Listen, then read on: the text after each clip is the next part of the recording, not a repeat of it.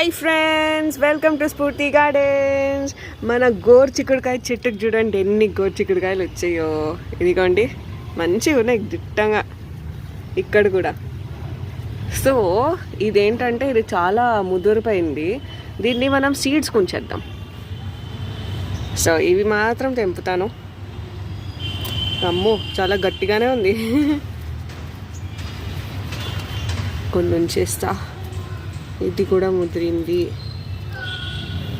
ఇది పిక్తున్నా. ఇది కూడా తీసేద్దాం. అండ్ ఎస్, ఇది కూడా బాగానే ముదిరిపోయింది.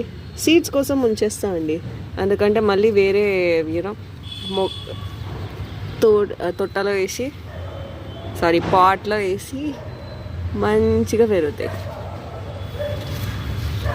ఇంకెక్కడైనా ఉన్నాయా అని చూస్తున్నాను.